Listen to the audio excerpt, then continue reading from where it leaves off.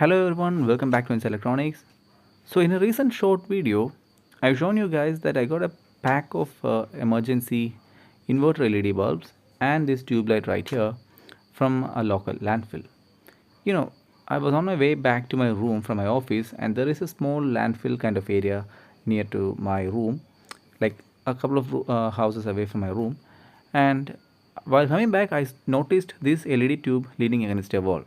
Initially, I did not notice these LED bulbs because they were kept in a plastic bag trapped near to the tube light itself. So I went and I picked up the tube light and I then noticed these three LED bulbs also kept in a package. So I took it without realizing that these are the inverter type bulbs. This one particularly, this is made by Starlight. It's a reputed brand. It's a 9-watt LED bulb. And this one from the Ujjwala scheme from the government, and it's a Crompton made 9-watt LED bulb, not an inverter bulb, regular LED. And this is a no-name inverter bulb. So let's try to repair these bulbs in a later video. Today, let's try to repair this tube light.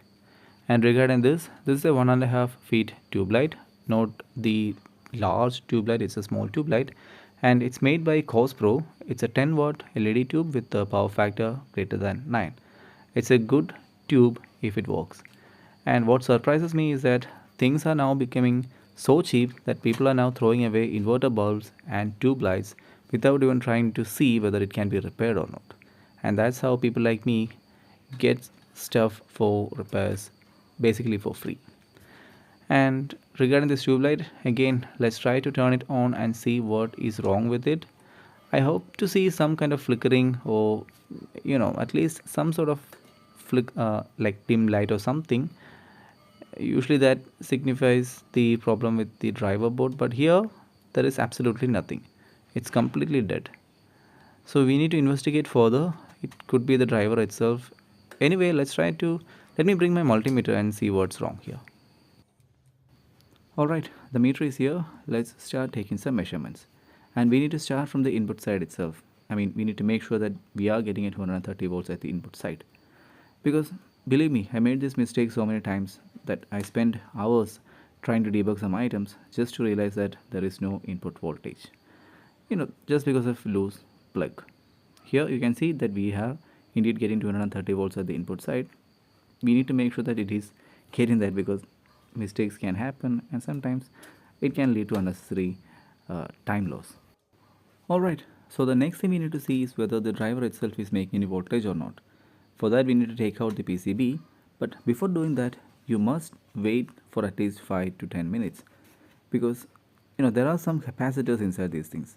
One will be at the input side for the primary rectifier after the primary rectifier, and the other one will be at the output side. Both of them can hold a deadly charge, especially when the bulb is in a fully dead condition because there is no way for that capacitor to get discharged, and you cannot expect a bleeder resistor to be present in almost any PCBs. Like you can see right now, at least in this case, the capacitor is discharged, maybe due to an internal bleeder resistor or eventually because of time, but we cannot guarantee that there's going to be a discharge resistor in every single manufacturer's PCB. So it's always better to wait for some time before handling these PCBs.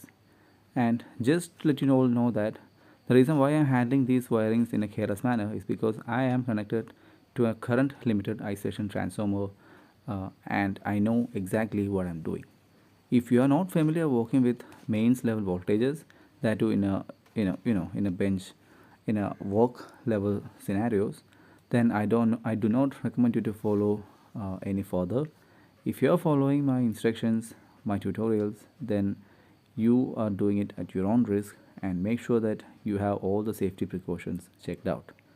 And right now you can see I have connected it and the driver is making some voltage and it is around 50 volts. And the thing is, this can either be a floating 50 volt which can go to zero under load, or the voltage is not enough for the LED to be turned on, or rather the LED itself is bad. So we need to investigate further to find out the exact reason why it is not working. But before that, let me show you something. Right now I'm going to turn this off. It is already off by the way, and let me just show you that even when it is off, you can see that this is still holding a charge.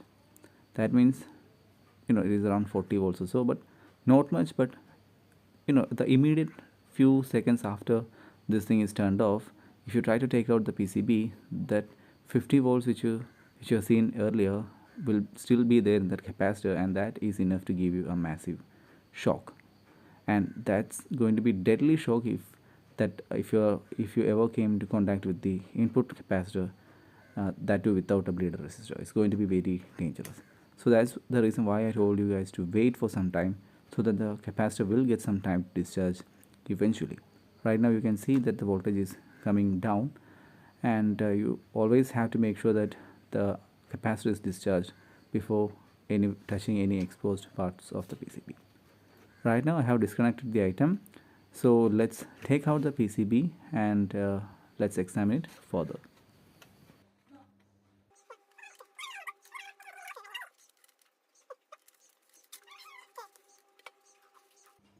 Alright, the board is finally out, and now we need to start exploring it further to see what is the issue. We have to go through all the components one by one. We have to make sure that all the resistors are at the right value, they're not blown or they're not shorted, and we even have to check it through the lens just to see if there's any physical damage on any of the components, like any blown like burned resistor or anything like that. And here you can see that there is indeed a bleeder resistor, that R6 across the output capacitor, but I'm not seeing any input filter capacitor because this is actually a buck converter configuration right here. So only the bleeder resistor is connected at the output side, and nothing much to see here. And I'm not able to make out the value of this main switching IC. And apart from this one, we have to make sure that all the LEDs are fine as well, because if you look closely here, let me put a lens under it so that you can see it much better. Here if you take a look, you can see that the LEDs are connected in a series way, and this it will be connected in a series parallel combination, and there will be a point where it goes, yeah, there it is. From this point onwards, this is a parallel connection. So towards the left side is one set of series connection, towards the right is the another set of series connection. So if any of the LEDs are blown inside that, then that can also be a reason why it is not turning on. So let me check it and I shall come back after that. Okay, I have checked the board completely. I have checked all the passive components with the help of a multimeter. I made sure all the capacitors are fine. I checked all the resistor values and everything, and even went through all the LEDs one by one just to make sure that they all light up, because sometimes it's not that black dot that you can find for a faulty LED. Sometimes the LED can blow open because that phospho coating on top can get dried up, and it can result in an open connection without any visible fault. So you need to turn them on one by one and make sure that all the LEDs are on, especially in this case because it's a series parallel combination. If one of the LEDs fails, then it will result in a total tube failure. And in here is the actual issue. I don't know whether you guys can see that properly when I say that, but take a look at the pin number 3 of the IC, and near to that resistor R4, you can see that a pin of a capacitor is loose. See, have you noticed it?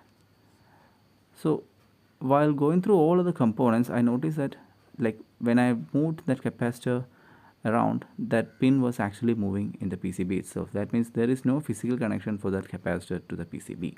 It's a dry solder joint. So I think that is the only issue in this PCB, because I went through all of the components and made sure that all of them are in the right value on its own, except this capacitor. Okay, so let's do something. We'll be connecting this circuit to the mains supply, and we'll try to short out that capacitor in situ, because without, like, if we solder that directly, we will lose all the fun, I think. So let's connect it first. Right now it is still off, it is not connected. Let's connect it now, and let's make sure that nothing is touching anywhere, all the metal parts and everything is okay. Yeah, fine. So we'll be using a screwdriver or something similar to short out that capacitor. I will be using this tweezer instead, and let's turn it on. Okay, so here it's on. You can see the neon right there. So I'll be using this tweezer I'll be gingerly touching that capacitor lead just without touching. Yeah, there it is. So that was the only issue. It was just a dry solder that resulted in the total failure of this LED tube. See, it just works fine when you're shorting it. That means that capacitor is no longer connected in the circuit because of the dry solder, and that's what caused the tube to fail. And it was for this kind of a simple silly problem that the previous owner thrown this thing out to the landfill. But anyway, let's do something.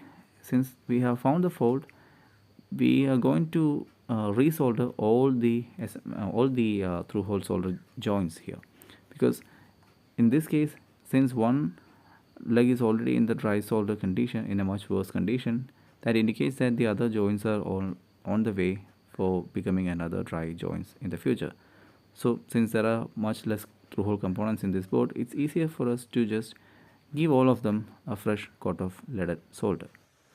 And if you're a skilled person, then I recommend you to give a fresh coat of solder on all the SMD components as well. Not with this kind of iron, with use the proper iron for this kind of job. But right now we are simply ignoring it because I just decided to go on with soldering all the through holes for now.